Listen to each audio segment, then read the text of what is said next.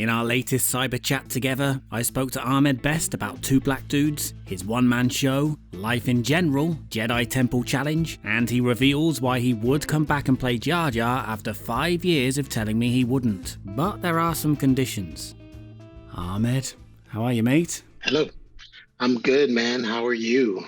I'm alright. I'm happy to be in your virtual presence again. Yeah. Just our top halves, because I don't know if we have spoken online since, but we did meet in person last year for the first time after doing this for like 3 or 4 years or something. Really, I just flew to LA to confirm that you do have legs. It was the only reason. Quick coffee. He's got legs. I'm going home again. Yeah. That's all I need from your city. But I don't know if we've done this since then. But anyway, it's you and I, 2020. Yeah, man. Although 2020 can probably do one, actually, I reckon. 2020 has been the longest 10 years of my life to 2020. It feels like we've aged a decade in 3-4 months. Yeah, the longest 10 years in 3 months. Wow. Yeah, man. It's been harrowing. But, can't really complain too much. In good health so far. Staying creative, trying to stay as positive as I possibly can. So, good. That's all you can do, man. And for anybody, I guess, who is watching this in the future, hopefully the safety of the future, and I don't know what we're talking about, I guess just Google 2020 and you'll probably see cancelled, won't you? Yeah, right? They might teach this in schools. This might actually, we learned about the plague in school in the UK. They might learn about this, in generations to come. Yeah. I mean, as much of a mess that the world governments have made this thing, I mean, it's definitely going to have to be especially here in the United States, it's going to be a case of what not to do.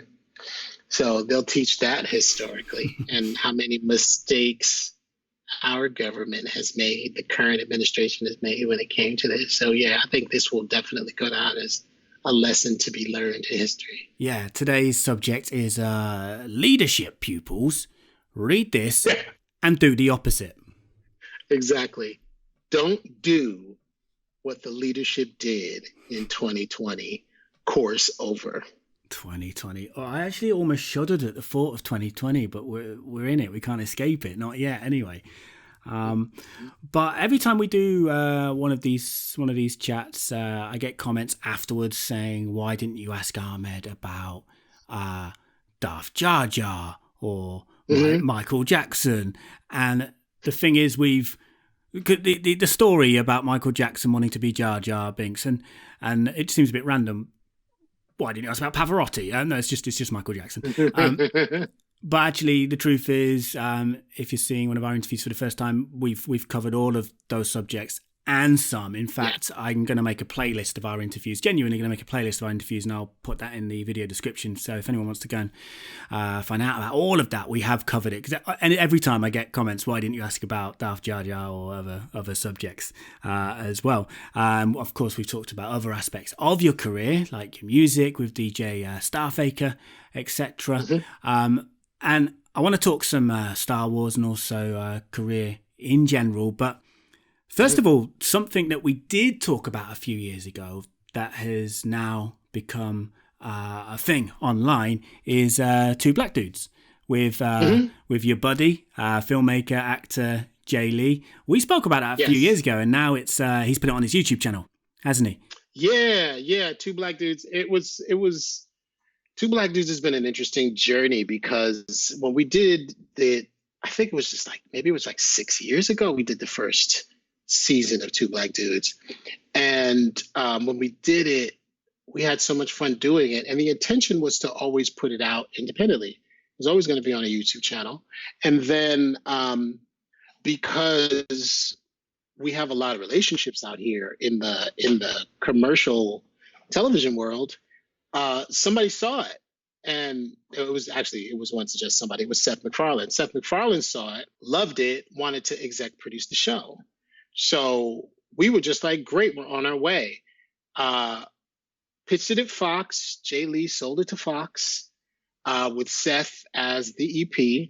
and we were writing the pilot and got everybody together, had a really great showrunner, and it was a go. And then Fox decided not to make the pilot.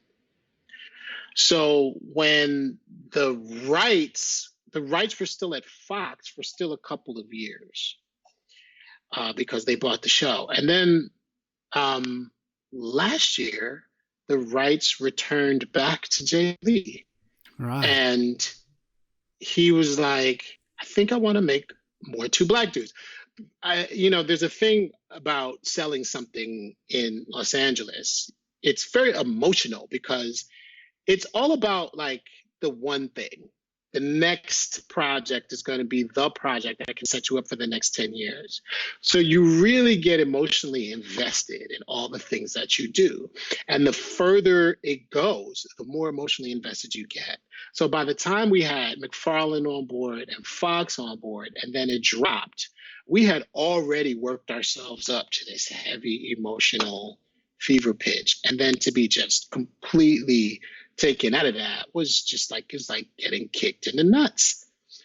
And, people don't really talk about this too much, but when you get that close and nothing happens, it's extremely depressing, and you lose a lot of faith, not just in the project, but in yourself. And I think what happened was Jay Lee was just frustrated and tired, right? And it's really Jay Lee's project. And he asks me to come on. At first, I was just going to write and direct, but then he asked me to come on as the other Black dude. And I was just like, yeah, of course. And I was really just like so invested in it. And so when it dropped, I was just like, man, this was a really good thing. I hope we get to do more. And, Jay Lee was just exhausted. He was exhausted from the whole process. So finally, last year or 2 years ago, I think the rights came back to Jay Lee. And he was just like, I don't know, I might want to do another season of Two Black Dudes. And then bang, he gets on the Orville, right? Seth MacFarlane. So then Seth MacFarlane, right? So Seth MacFarlane cast Jay Lee in the Orville. Now Jay Lee's doing sci-fi TV. And he doesn't have time to do another Two Black Dudes, right? Does the Orville. First season comes out. They're on a hiatus. Seth goes from Fox to Universal, and the Orville goes from Fox to Hulu, right? And so Jay Lee had all of this time in between first season and second season of Orville. And he was like, you know what? I want to shoot another season of Two Black Dudes. And I was like, it's about time. So we shot a second season, and this time I had, because I do a lot of independent filmmaking, I had gotten my own like camera setup and all of this stuff. And he was like, I want to do another season. I was like, I just got my new camera. Let's let's test it, baby. It was like, let's pop the cherry, right? So we grabbed my camera and did a whole another season of Two Black Dudes.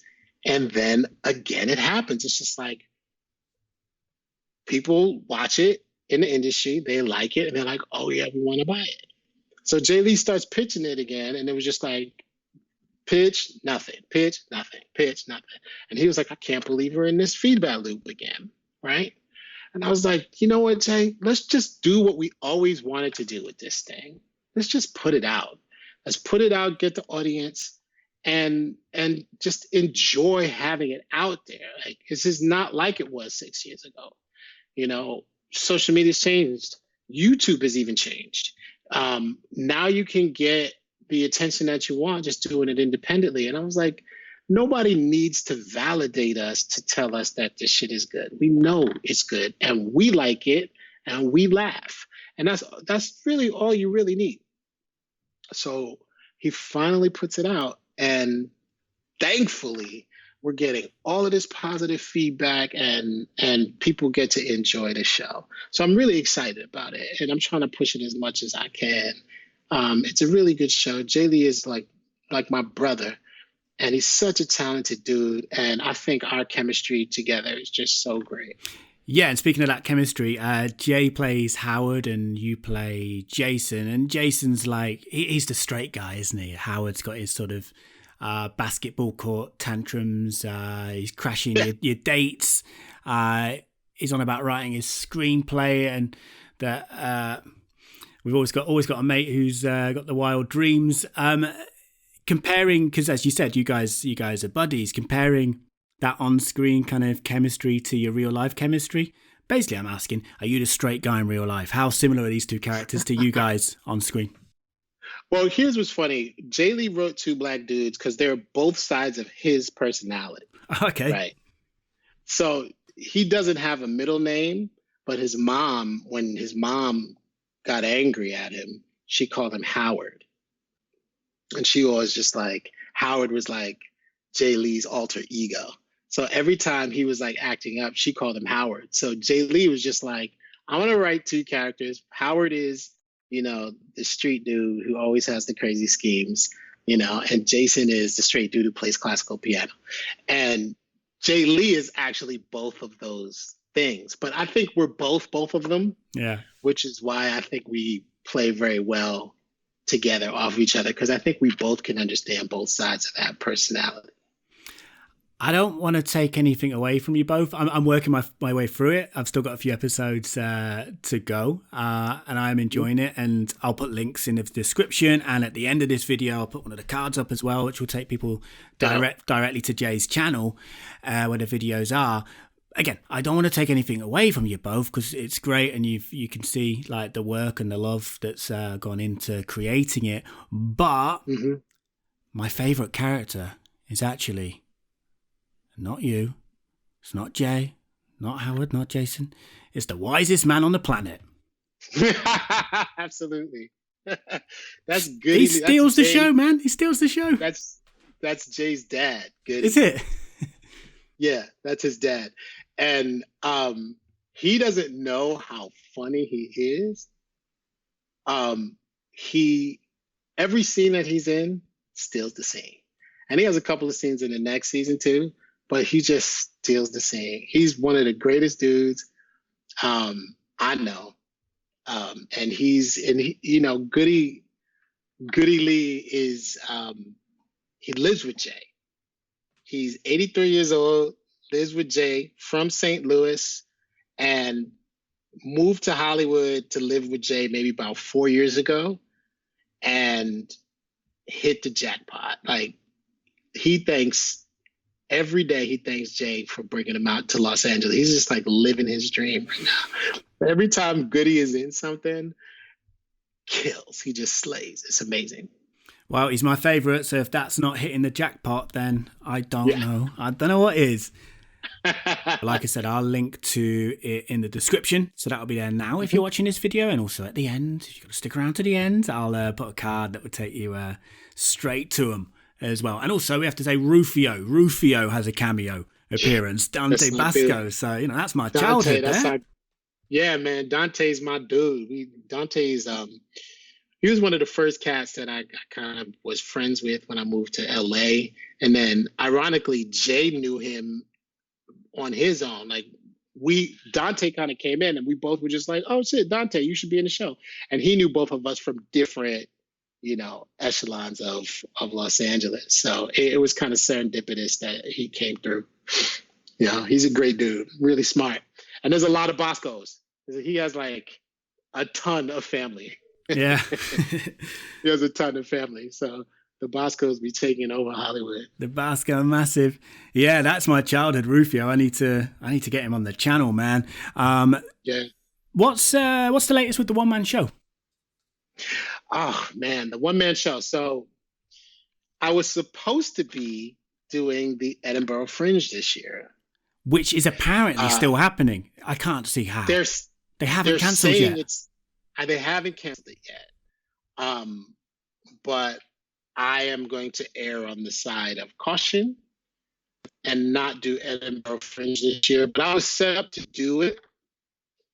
And I was very, very excited for it.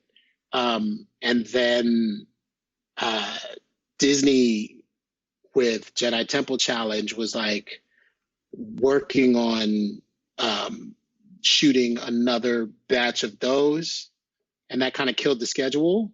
And then I was supposed to direct a play out here, and my schedule was getting all crazy. And then COVID-19 happened.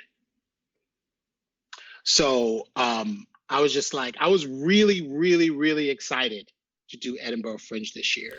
Well, and the hang theater on. that I was doing was going to do it.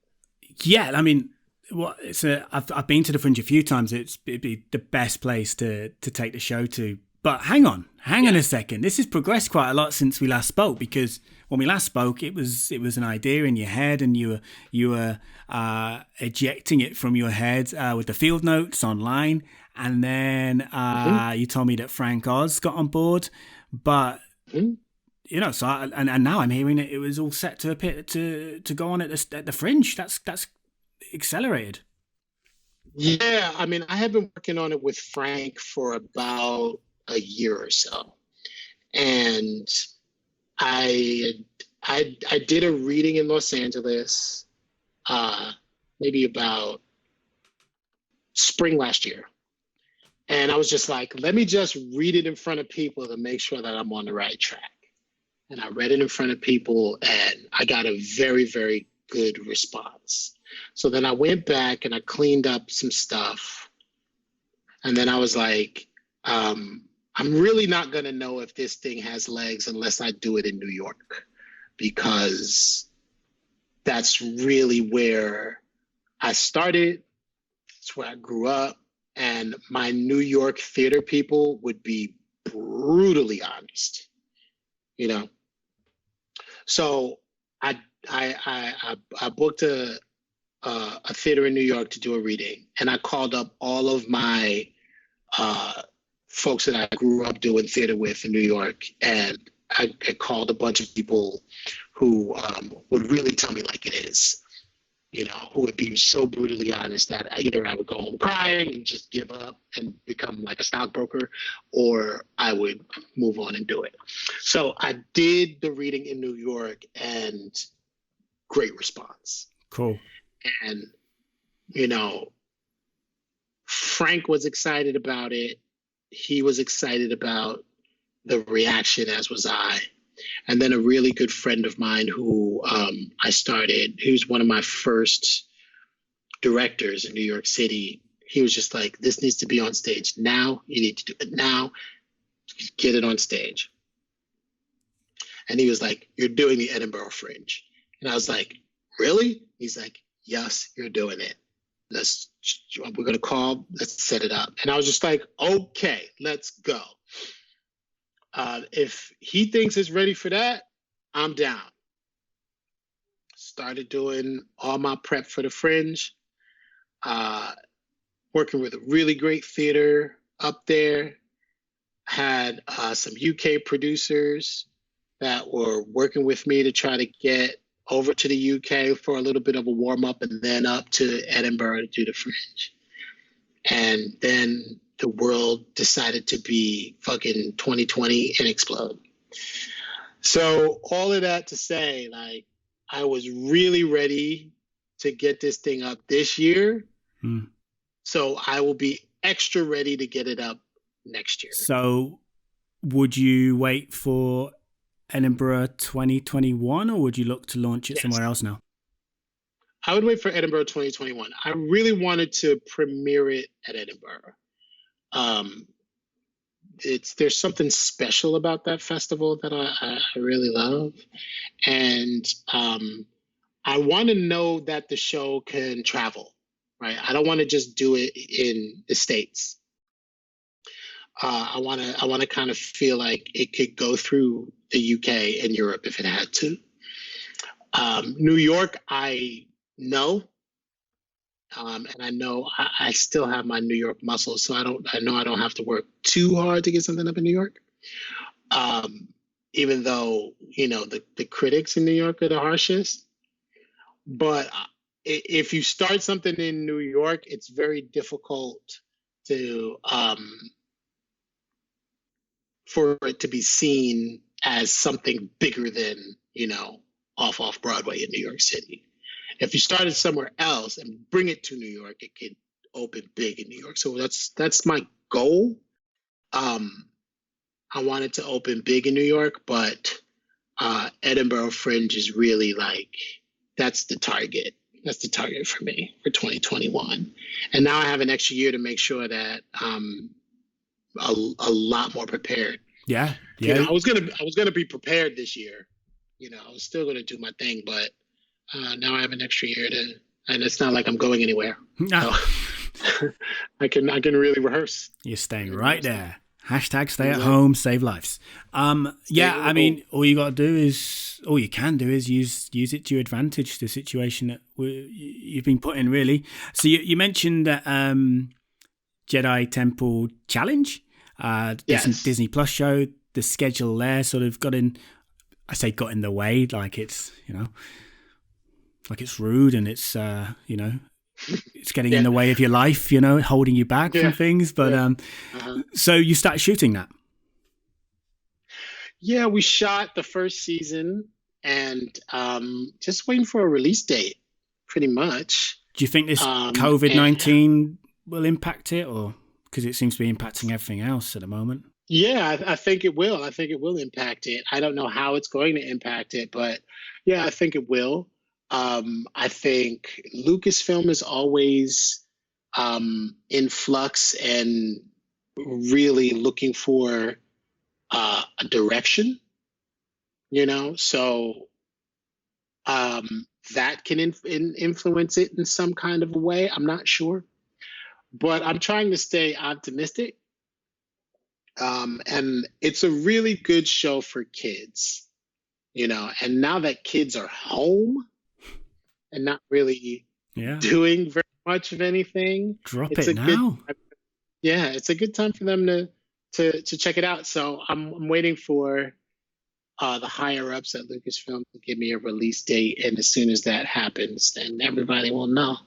But it's a fun show. Yeah, you play like a Jedi Master in it. I do. I play the Jedi Master that runs the temple. The reason why I like it, you know, I grew up watching all of these like Shaolin martial arts kung fu movies from the Shaw brothers, right? And I was a huge fan of like all the Gordon Liu movies, which was like 36 Chambers and The Master Killer and like all of these, you know, Unbeatable Dragon, all of these movies where, you know, Chinese dudes would sit in front of Shaolin Temple, and then the abbot would come out and be like, okay, now you can learn some kung fu, sweep the floor for 30 years. And then the next thing you know, they could fly, right? I love those movies. 36 Chambers with Gordon Liu is one of my favorite movies because it was just like the abbot at Shaolin Temple was just like build scaffolding, you know, make sure that we can walk on this scaffolding and fix the roofs of the 36 chambers. And then the next thing you know, the dude knows Kung Fu, right? So I love those things. I always loved that style of filmmaking, that style of movie making. So Jedi Temple Challenge was kind of a throwback to that. I got to be this abbot, you know, this Jedi master, and I see all of these young people who want to be Jedi Knights, and you take them through trials. And the Jedi Knights are the Padawans that rock all three trials. They get hooded. They get to be Jedi Knights. So it was really nice. What was really cool was like a lot of the kids really went in. So as soon as you get on set, you're in the world. Hmm. And there were a couple of kids who were just like, this is a dream come true. You know, they got to finally live out their Star Wars fantasies. And just to see their faces light up was worth it for me. You know. Are you happier that you're playing a character as opposed to presenting the show as Ahmed Best? Yeah. Yeah. I much preferred being a character because the thing that I think there are a lot of things I think missing from Star Wars nowadays. But a big part of it is folding into the mythology in a way where the mythology is the star and being able to tell a story and get out of the way of it being Star Wars. And I like the mythology of Star Wars more than anything else. Um, I was watching Fall of Troy on Netflix, and David Gaese plays Achilles, and I quite liked that because, and I remember there being this big brouhaha in the UK about a black man playing Achilles, right? But when you're watching, you're not watching David Gaese play Achilles. You're watching Homer's, story. You're watching Achilles. They're not making it a big thing. It's not like, oh, this black man and he's blackety black playing Achilles black and he's gonna black Achilles kill everybody. You know what I'm saying? Like he's not playing black Achilles. Yeah, He's yeah. playing Achilles. I like the fact that I get to be this Jedi master and not me, because I am not, as Ahmed best, a part of the Star Wars universe. And the suspense of disbelief doesn't really happen for the kids if me, Ahmed Best, is the host. If they have to abide by the rules of the Jedi Master and the Jedi Temple, the suspense of disbelief is there. You get to play. You know what I mean? You get to excite their imagination. And once that's done, like the rest is just pointing the camera at their excitement. And I really enjoyed that. I like the idea that maybe this has been said before, I don't know, but I like the idea that with your first Star Wars role with Jar Jar, you were there to entertain the kids and engage the kids and introduce this new generation to this thing that has existed already, but they might not have known about, but their dads knew about, or their big bros or whatever, or sisters. And you're kind of almost doing that with this show, I guess, for another new generation, aren't you?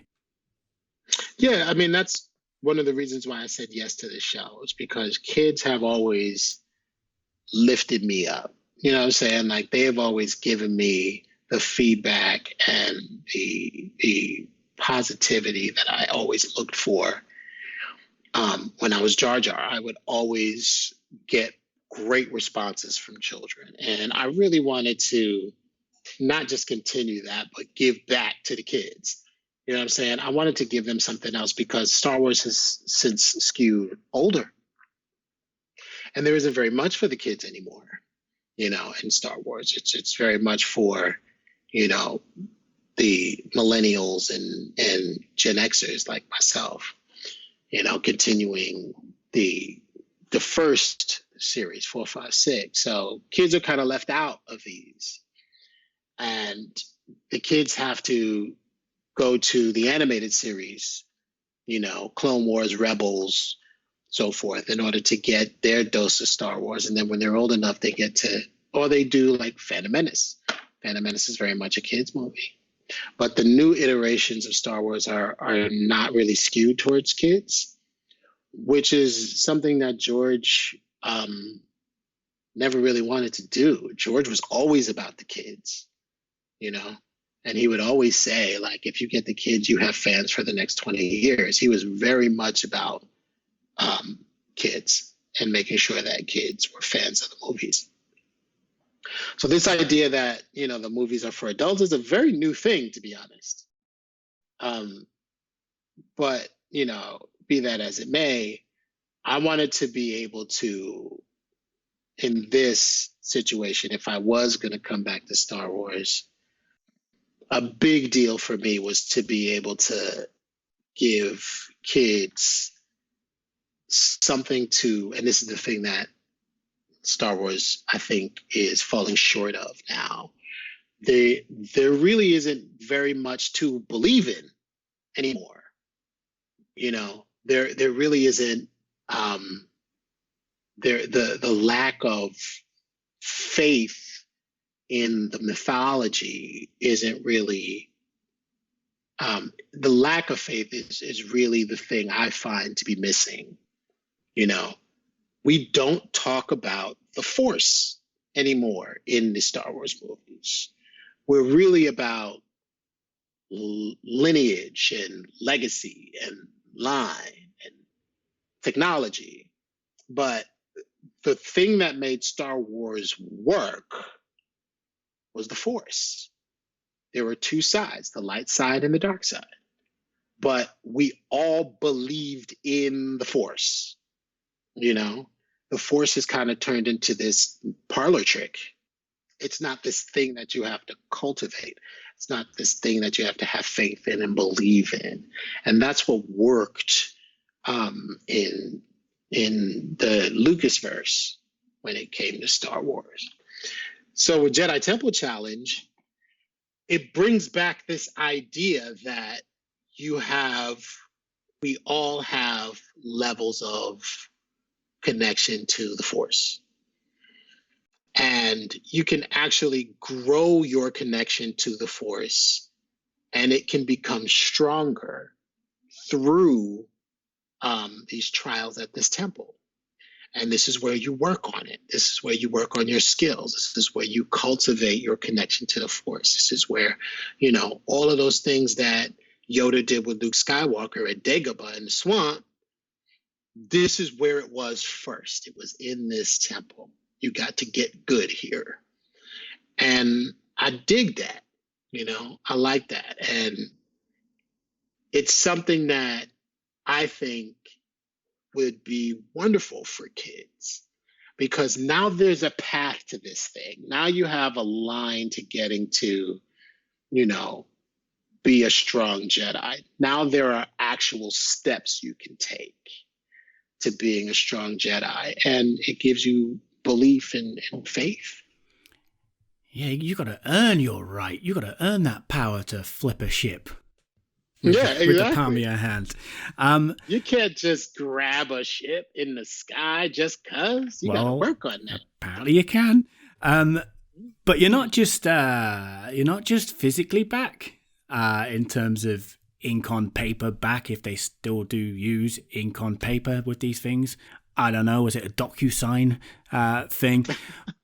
But you're, correct me if I'm wrong, of course, you're mentally back in Star Wars as well, aren't you? And we spoke for the first time, I think it was 5 years ago. And for a few years after that, maybe even up to last year, whenever I asked you, we had the Darth Jar Jar thing, all our different chats. We've chatted about everything, like I said before, but we always talk about Star Wars too. And you've always been very open about it with me. But whenever I've asked you, would you come back as Jar Jar? Would you come back as a new character? It's been pretty flat no every time. Yeah. So what was it a slow sort of process to get to this point, or was there one moment that triggered the turning point? How did we really get to, apart from the premise of the show that you connect with, how did we mentally get to where we are? It was the one-man show. Writing the one-man show and performing the one-man show and really sorting out my feelings about this thing helped me quite a lot. And I never really articulated how being Jar Jar affected me and how profound that effect was. It's always been, I've always kind of hid behind being a cool black dude, or, being from the South Bronx and, growing up without a lot of money and being able to take that and that be tough. You know what I'm saying? And I would always say, like, I'm a kid from the South Bronx. People's opinions don't hurt. Yeah, they do. You know what I'm saying? And yeah, they did. So I was very much hiding behind my hurt, hiding behind my pain and frustration, and writing the one-man show, actually getting it down on paper, made me go, oh shit, like I've been hiding this whole time. And the thing that stopped me from this is not being able to say, this was painful. You know what I'm saying? And feeling like I had no right to that feeling. feeling like I had no right to feel pain from this. Because a lot of the criticism I would get is be like, oh, yo, the check cleared, right? So why are you so upset? Or it'd be like, oh, boo-hoo, you were in a blockbuster movie. But it's so much more than that, so much more than that emotionally. It's so much more than that personally. Coming to grips with the fact that I was the first person in history to do a thing. And I'm fighting for that recognition for that to be known. And for anyone who's not aware of what you mean with the technology, we are talking about the motion capture technology that Jar Jar and the team, which you were part of, pioneered. Yeah. And, not being able to continue on that line, not being able to continue that work, not just in Star Wars, but in anything else, was intensely frustrating.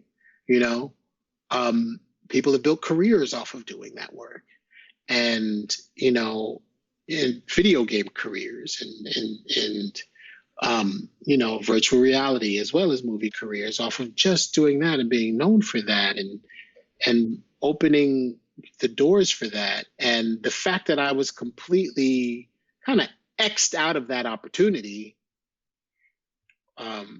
or those opportunities, is intense, and it was intensely painful. I say this in the One Man Show that I was the first person to do motion capture as a lead character in a major motion picture. And I was the last Black man to do it. Nobody else, no other Black man has done this work. None. And for an entire industry in movies to be cut off to Black people because of what I helped pioneer is heavy. You know what I'm saying? And it's a lot. It's a lot to put on my shoulders. And that's how I felt. I felt like it was all on my shoulder. But to be able to write the One Man Show and to be able to articulate that, to be able to say that in front of people was really helpful to me, really helped me heal. Because I suppose this was something that you'd kept inside for at least 10 years, I suppose, hadn't you? 15 years? Probably longer, about 20. It was really devastating to see how, the industry just passed me by without any kind of acknowledgement or recognition. And, I go a lot deeper in the One Man Show about it because there's a lot of layers to this thing. There's a lot of depth to it. But, and it's funny, like I went to the Rise of Skywalker and I could kind of see everybody who finished this set of trilogies kind of over it. You know what I'm saying? Yeah. I was watching them at the after party and I was just like, oh, y'all, I know where you are now. I can feel where you are right now. I know this feeling. And support-wise, like George supported me, I have to say. You know what I mean? Emotionally, mostly verbally, like George supported me. He called me, he talked to me. They don't have anybody. Who are they gonna talk to, really? Mm. This thing is just so huge. You just don't know what to do with yourself, because it's so big. But I think you go through a cycle. You're over it for a while, and then you come to terms with it, and then you can come back to it. My light's gone out, which means we've done what we've always done. We've talked too long. If that light's gone out, but in a weird way, because obviously the industry played its role in what happened. Mm-hmm. A certain section of the fans also played their role with the backlash, which we've talked about before. But with this reconnection, the portion of the fans that liked and loved Jar Jar, they must have played a role as well. And I want to highlight, this might seem bizarre, but I want to highlight and put to you, did the Darth Jar Jar theory play a role in that? Yeah, I mean, it probably did. It's funny, like, George told me this years ago. He's like, the kids who love Jar Jar are going to be adults, and they're going to love Jar Jar. And he was right. I mean, I talked to a lot of people who were just like, Jar Jar made my childhood, and I'm with that. So, and like I said, one of the reasons why I did Jedi Temple Challenge is because it was those kids that lifted me up. And now they're adults, and now they have kids. And I want to keep giving to the kids. So, yeah, I mean, they had a big, huge part to play in it. And I think the Darth Jar Jar theory helped a lot because I think the people who really enjoy that theory are the people who aren't fans of Jar Jar.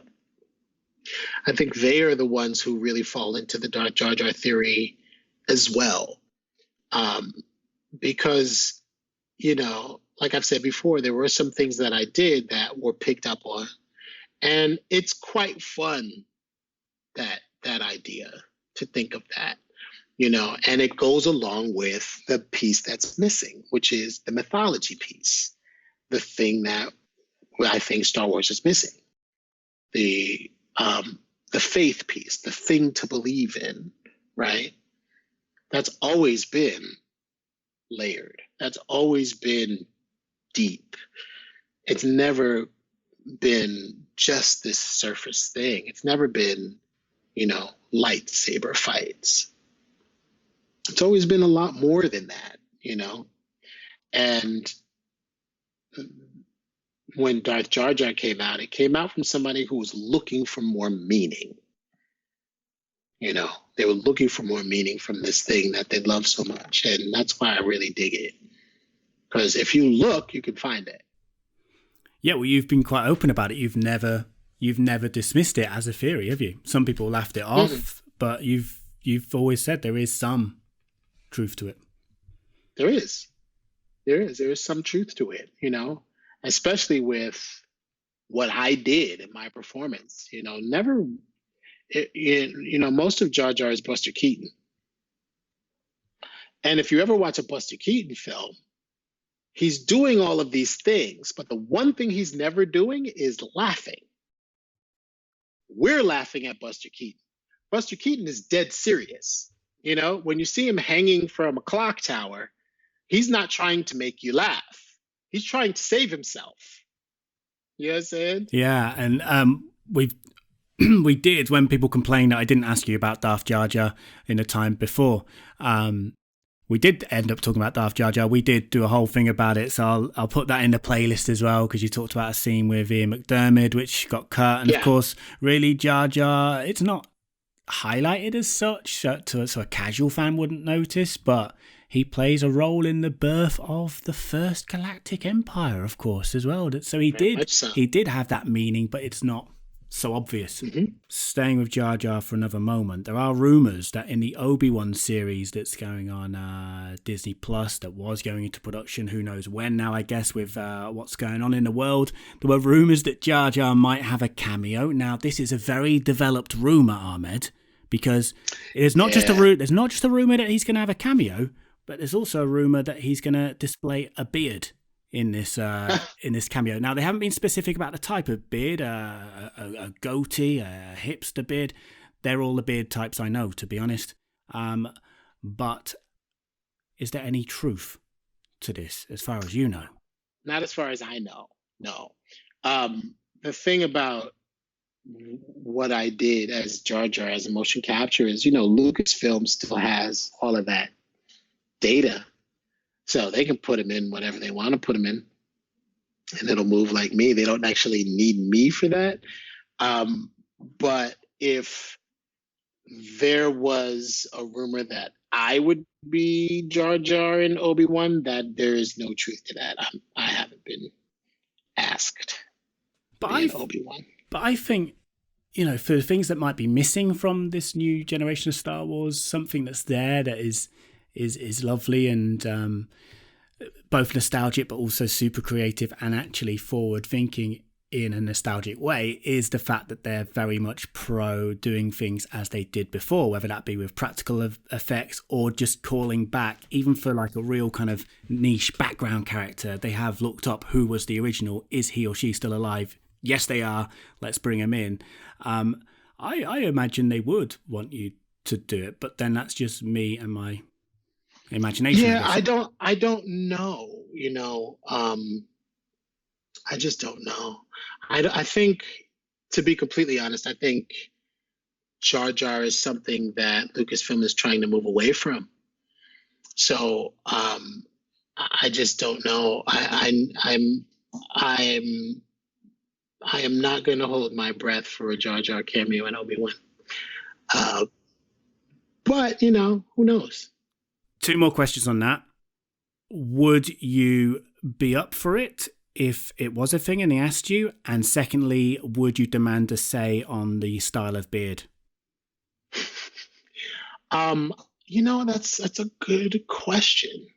It would really have to depend on the script for me. I'd love to work with Ewan McGregor again. I'm very fond of him. And I would love just a lumberjack, enormous Paul Bunyan, like Rastafarian, just huge ass beard. Because I can't do that in real life. This is all I get. This is all genetics has offered me. So I would every guys who can just beard up, who could just like think about it and then follicles of hair just fly out of parts of their face. I'm so jealous. I wish I could grow like this, the huge, because I would have one. I'd have a beard like this if I could do it. But unfortunately, I just get the that. So if I did do it and I could choose the beard, it would just be like just big, massive Paul Bunyan, like Babe the Blue Ox, nasty ass. It would have like food and shit in it. It'd just be this. It'd just be huge. You just see like the corona of lips, that, and then just a great amount of hair. You're showing off. You do pretty well in the facial furniture department. Me, on the other hand, I get like little fly legs that sprout beneath my chin, and they're like sparsely populated. It's like Australia, my chin, really. It's so don't you tell me that you can't grow a beard, because in my eyes, you've got exactly what you just described. But you're welcome. The rumor, again, it's just a rumor, but I found it quite interesting because I don't read the books and the comics, and I've just started watching Clone Wars for the first time, like I don't know, 10 years after everybody else. I've never sort of strayed beyond the films too much, but we talked about the excerpt from the book which talked about Jar Jar and where he was sometime after Return of the Jedi, I think it was, and he was a sort of sad street clown in I think on Naboo, and I don't know why he would be on Tatooine, because presumably Obi-Wan wouldn't leave Tatooine too much because he's in hiding. But the rumor was that they run into each other, and they're sort of, Jar Jar's very sad, and he's got the weight on his shoulders of what he did, and they'd sort of reminisce about the past in a way, which I think is quite cool. I'd do that. I would definitely do that. It also adds weight to, albeit his minimal role in Revenge of the Sith in a way, doesn't it? Mm-hmm. I mean, I'd do that, definitely. I would play tragic Jar Jar. I would definitely do that. Have you pitched baby Jar Jar yet? Somebody sent me on Instagram a picture of a baby Jar Jar. And they were just like, oh, you should do this. And I was like, yeah, maybe there should be, remember Muppet Babies? There was this series about the Muppets, but they were all infants. They should do all of the Star Wars creatures as babies, with Baby Yoda being our fearless leader, like Kermit. Yeah, the vile baby Jabba. Right? We don't have to fight baby Jabba the Hutt. Yeah. Well, Ahmed, thank you very much once again for our first chat of 2020 in these weird times. It was, the world might be burning, but at least we've got each other on the World Wide Web. True that. That's very true, man. That's very true. We could stay connected. We are all coming closer together, even though we have to stay at least 2 meters. 6 feet. Is that what they say in the States? We're saying 2 meters. We're saying 2 meters apart. I feel like we're more than 2 meters apart right now, so that's okay. Yeah, we're good. We're good. Cool, man. Thank you very much. Thank you. Make sure you subscribe to the channel. Jamie Stangram told me to do this because he's a ridiculous human being, which I've discovered in a matter of a few minutes.